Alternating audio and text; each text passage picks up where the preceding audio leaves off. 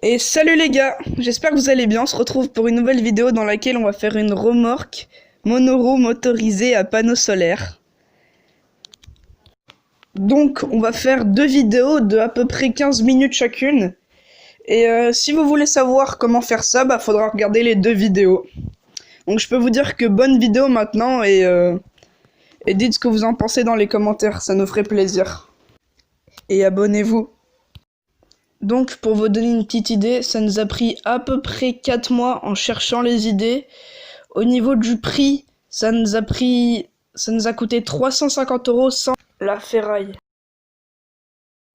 Au niveau de la longueur, donc du bout du pneu du vélo jusqu'au bout de la remorque, ça fait 3,70 m. Et je m'excuse d'avance pour la non-régularité de nos vidéos.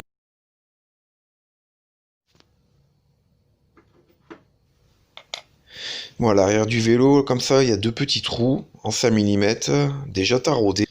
Et j'ai fabriqué un petit support, enfin une petite patte, pour pouvoir y mettre Bon voilà, on va le essayer de bras récupérer d'attelage. l'attelage de la remorque sur ce vélo. Voilà. Bon, c'est du démontage, hein. La pièce qui nous intéressait, elle est là. Bon, je vais en faire un bras d'attelage. Donc je vais couper cette partie-là qui me gêne, où il y avait le dérailleur, pour avoir la même partie de l'autre côté.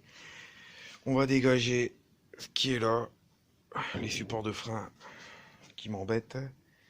Tout bien décapé, enlever cette peinture et après bon bah bien mesurer, couper là, là, mais tout à l'heure.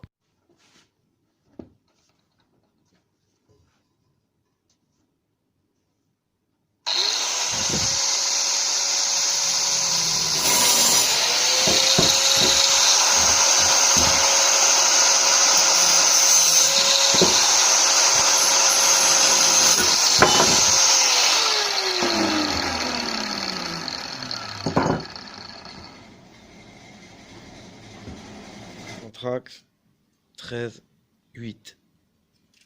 Il faut que je rajoute 1 cm d'un côté, 1 cm de l'autre. 1 cm pour la petite patte. Il pourrait être au-dessus de la petite patte pour venir s'enfourcher sur le vélo. Et pareil de l'autre côté, donc ça fait 2. J'ai justement un tube de 2 cm. Je vais couper en haut et en bas et souder le surplus, les 2 cm. Voilà, j'ai fait que les points et je les ai fait que d'un côté. Voilà, j'ai tracé à l'arrache. Hein. Là, c'était avant. Et voilà, maintenant, c'est maintenant. Voilà. J'ai fait une marque vite fait. Bon, il n'y a plus qu'à souder. Alors je voulais une remorque avec un joli arrondi devant, hein. Donc pour ça j'ai utilisé une Mingori. Donc c'est un vérin hydraulique, hein, que j'ai eu à prêter à un chauffagiste. J'ai utilisé justement même du tuyau de chauffage de 20 mm de diamètre, hein, creux. J'ai pris une longueur de 2,60 m.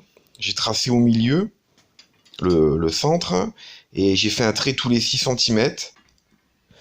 Donc je suis parti du milieu vers les extrémités de chaque côté.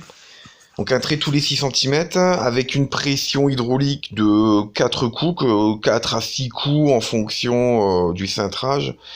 Et donc j'ai reproduit ça 2 fois, hein, pour avoir la partie du haut et la partie du bas. Là on me voit, je suis en train de souder la partie du bas et c'est le cul de la remorque, l'arrière. Voilà.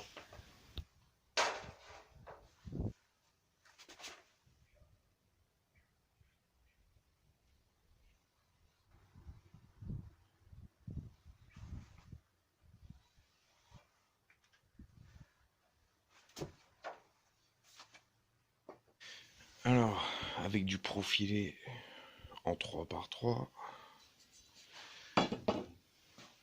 Enfin, justement, ouais, 3 de large, je découpe. Et je fais 3 de long avec un joli petit trou à peu près au centre. Voilà. Pour faire des fixations, voilà ce que ça donne avec le plateau alu de découper. Et puis là, ben, je vais souder ça pour faire tenir le tout. Voilà, je vais souder la partie du haut et la partie du bas, hein, avec toujours le même tube de chauffage en 20 mm. Hein.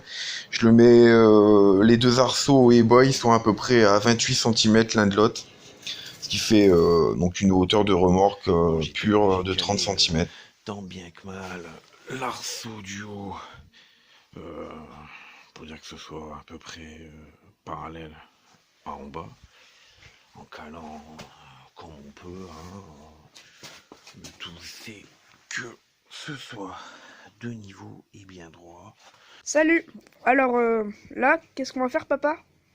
Bah là j'ai mis le bras. Ouais. Je l'avais jamais essayé, vu que j'avais modifié les choses. Donc voilà. Ça, Donc on est toujours à la construction de la charrette. Alors c'est parti.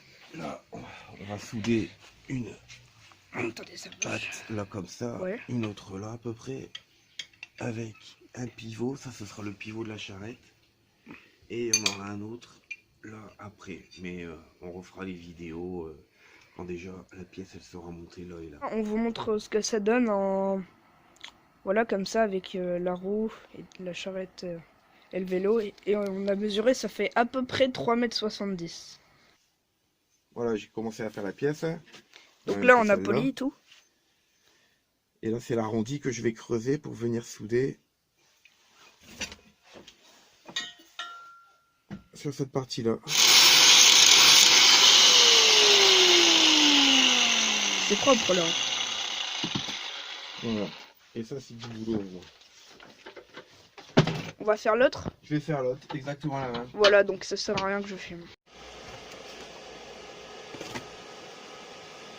Voilà, j'ai soudé la patte du bas.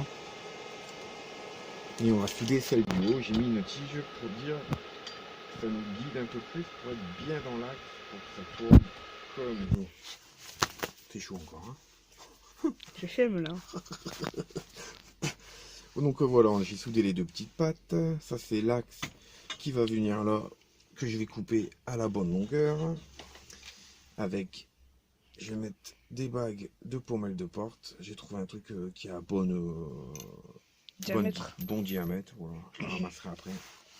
Par contre, là, il faudra faire des entretoises. Et comme entretoise, j'ai trouvé ça. Un écrou de 12 plutôt. Et il y a le... pour être sûr qu'on est bien au milieu, sorti de la fonderie, il y a un petit pointage là. Donc c'est plus facile pour ça. Donc c'est plus facile pour percer. Donc j'ai fait ça à la perceuse à colonne. Et j'ai tout, là il y a un trou. J'ai meulé tout le tour pour que ça rentre pile poil là. Et donc après je vais couper. Ça va me faire des jolies entretoises en fer. Plus les bagues de pommelle. Ça devrait être pas mal. Je vais prévoir une bague en haut, une bague en bas. Et le jeu, ce sera l'épaisseur d'une bague. Donc je vais en mettre 3 en fait. Enfin, 2 en haut, une en bas. Et après, comme ça, il y aura un petit jeu. Pour que ce soit just. Allez, on se revoit après ça.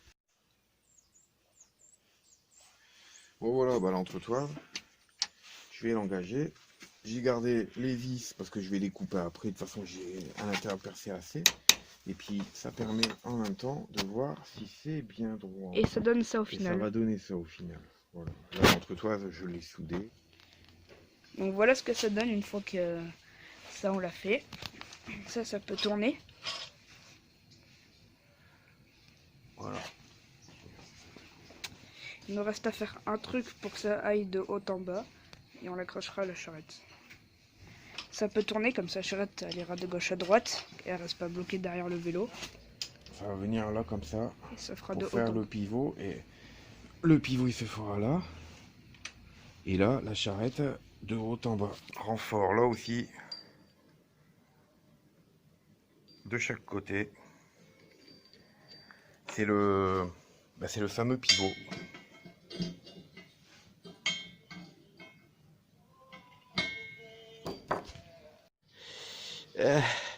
Voilà ce que ça donne. Ouais, la pièce elle est bien chaude, hein. Dis donc que j'ai merdé avec le téléphone avant de... Mais bon, voilà. En tout cas, cette pièce-là, elle est renforcée. Ça, c'était le vélo que je voulais prendre au début. Mais je me suis aperçu que les tubes, là, quand même, ils étaient vachement fins. Et bon, j'avais fait ça pour faire un renfort. Hein, Pour faire le derrière, j'allais couper là. je précise. Et ouais, ça aurait fait trop gros, trop laid, bref. Bon. Donc on a celui-là. Un vieux vélo. Du coup, ça va me faire couper là pour mettre la fourchette de suspension. Là, je vire. Là, je vire aussi. Et à l'axe de pédalier, je mets un autre tube et ça va pivoter là-dessus. Donc là, là, là, un morceau là. Voilà, donc en gros on va découper. Voilà, on va couper. Allez, on se retrouve une fois qu'on a coupé. Bon, voilà ce que ça donne. On l'a découpé.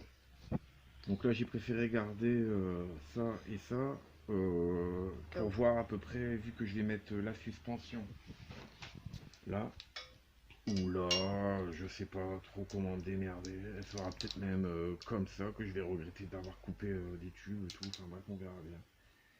Et par contre, le pivot, il se fait là. Voilà, et ça va là. Donc quand il y aura mon axe, toujours pareil, deux petites pattes là, ça, tac, ça fume. Bon, je découpais une entretoise, le cylindre en entretoise, je vais faire comme on avait fait tout à l'heure déjà, avec les entretoises là de chaque côté. Bref, ça va venir, j'ai coupé le pédalier comme ça, je vais dans l'axe, bien au milieu. Voilà. Donc je vais remplir là, et puis là en haut, je vais voir. Alors, là, ça n'a rien changé. Là, on a accroché. Voilà. Donc, on a mis nos petites papates. Et là, surtout, on a mis une suspension. C'est-à-dire qu'on a mis des papates là. On a accroché ça aux papates. Et on les a remises là. Ouais, voilà. Au début, il y avait un tube là, un autre, je sais plus où. Voilà, donc Et ça on se voit là, savait on pas les a trop où la découpés. mettre. Et au Et c'est final, Noah qui a eu l'idée. Et là, franchement, c'est nickel. Et en plus, le pire, c'est que ça marche. voilà, donc là, c'est du luxe. Donc après, il faut renforcer. Bon, alors l'attelage, il descendait avec le poids. Donc, bah, pour pallier à ça, j'ai monté et soudé deux profilés qui viennent là comme ça sur le vélo avec un petit renfort là. Voilà. Bon, et là, j'ai même pas mis l'écrou là. Ça tient. Ça tient. C'est sûr, ça fait du poids en plus. Après, bah, c'est une charrette bricolée maison. Hein. Il n'y a pas de bureau d'études. On va au feeling. Voilà. Mais là, maintenant, quand on appuie là, c'est tout le vélo qui se soulève. Hein. Et là, l'artiste est au travail. Il s'est arrêté. Et en fait, vu qu'elle traîne dehors, eh ben, elle rouille un peu. Donc là, on va essayer de la peindre. Et l'artiste est en train de tout passer à la brosse. Ça fait très mal aux doigts. Ça fait mal aux doigts, mais au moins c'est propre. Voilà, je vais encore installer un renfort là. Voilà, et ce sera le dernier. Et il en restera un là-bas. Oui. Tu vois quoi? Voilà. Ouais. Bon voilà, première sortie, inauguration. Donc on a rajouté avant de partir une petite béquille là qui a été relativement pratique. Hein. Elle a été montée vite fait, bien fait. J'avais laissé le truc prévu d'origine sur les vélos. Bah, du coup c'est bien tombé parce que bah madame, bon, cette béquille là, c'est une très vieille béquille, mais elle a tenu. Par contre, bon, moi j'en avais acheté une neuve, hein, bon ben voilà, il reste ce morceau là. Et aluminium, pas cher, voilà. Bon, par contre, on a eu un petit souci sur la route, c'est ça, c'est ce pivot là, donc là, il fait tourner la charrette, et celui-là, c'est quand il y a une bosse par rapport au vélo, ça fait que la charrette pivote là-dessus. Mais le souci qui se passe, c'est qu'un vélo, quand on pédale, ça tangue. Et surtout quand vous avez une remorque monoroue à l'arrière, eh ben, vu qu'elle est il n'y a qu'une seule roue, elle demande à faire ça. Et là, il y avait une vis, un écrou de 8. Ben, l'écrou de 8, on l'a éclaté. Voilà. Donc, il a bien été rongé déjà. Hein. Et puis, bah, on a perdu la tête. Alors, les inconvénients. Bien dommage. Voilà. C'était comme ça normalement. Hein.